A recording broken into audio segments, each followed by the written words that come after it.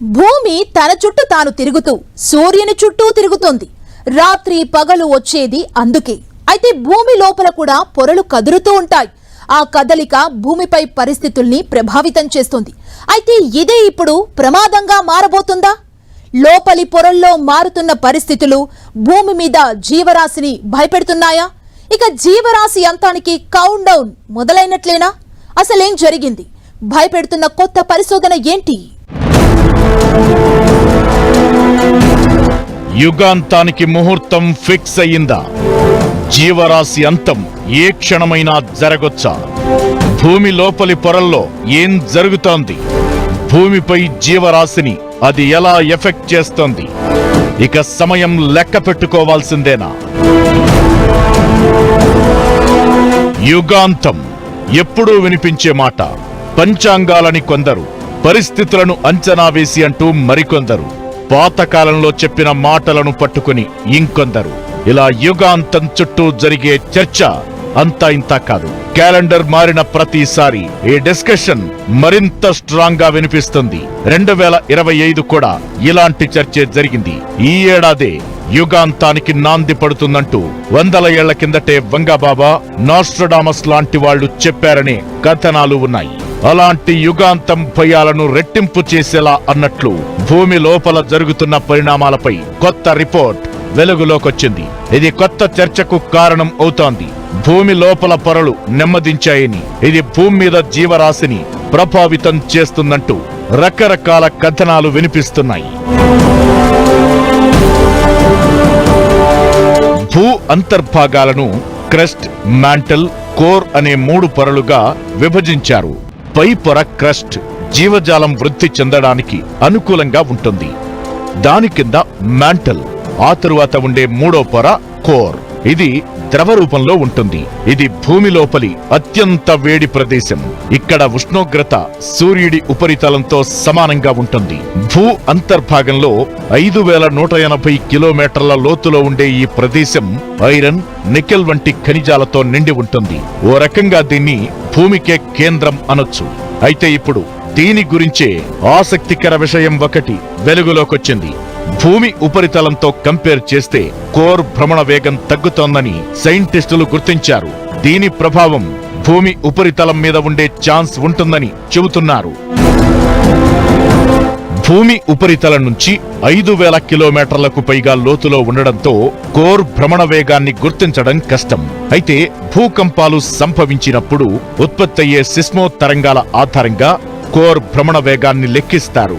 ఎలా ఉంటుంది, ఎలా తిరుగుతోందనే దానిపై ఓ క్లారిటీకి వస్తారు. నిజానికి ఎర్త్ కోర్ అంతర్గత భాగాన్ని మొదటిసారిగా 1936లో గుర్తించారు. అప్పట్నుంచి భూకేంద్ర మండలం భ్రమణ వేగం, అది తిరిగే దిశపై సైంటిస్టుల్లో చర్చ జరుగుతూనే ఉంది. అయితే 1960లో భూకంపాలు వచ్చినప్పుడు ఆ తరంగాల ఆధారంగా కోర్ భ్రమణ వేగంలో హెచ్చు తగ్గులు ఉన్నట్లు మొదటిసారి గుర్తించారు. 2009లో మరోసారి ఇలానే జరిగింది. భూమి ఉపరితలానికి మించి కోర్ ఎక్కువ వేగంగా తిరుగుతోందని గుర్తించారు. భూమి లోపల జరిగే చిన్న చిన్న కదలికలను డైరెక్ట్ గా ఎక్స్పీరియన్స్ చేసే పరిస్థితి లేకపోయినా అవి భూమి అయస్కాంత క్షేత్రాన్ని ప్రభావితం చేస్తాయి.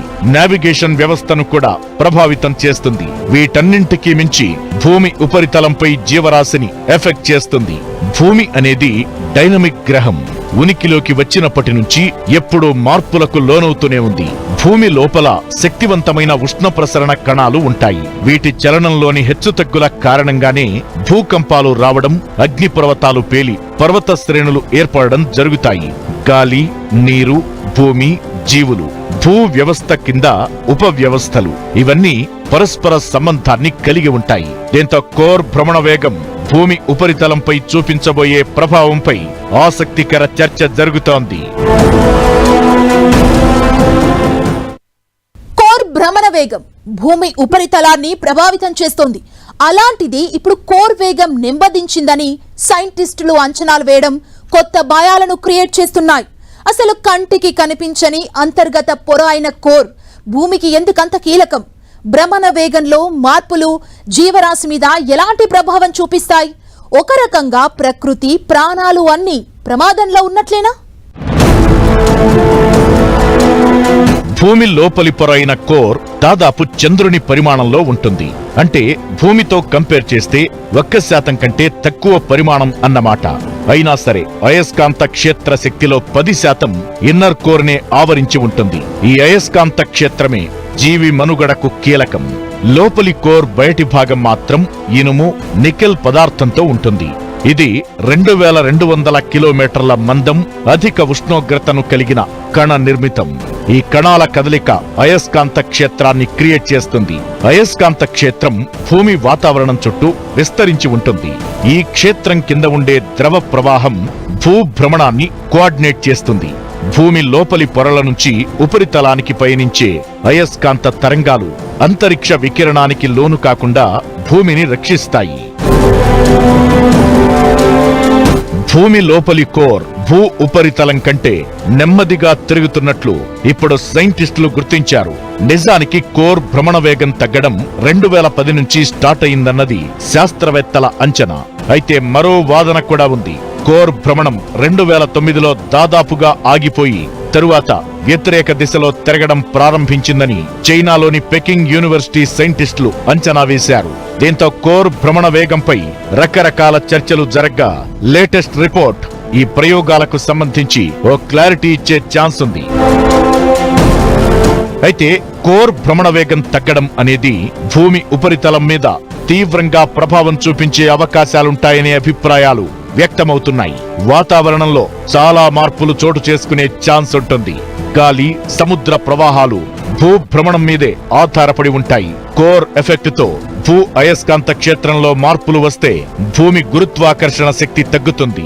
రోజుకు 24 గంటల కాలగమనంలో మార్పు వస్తాయి.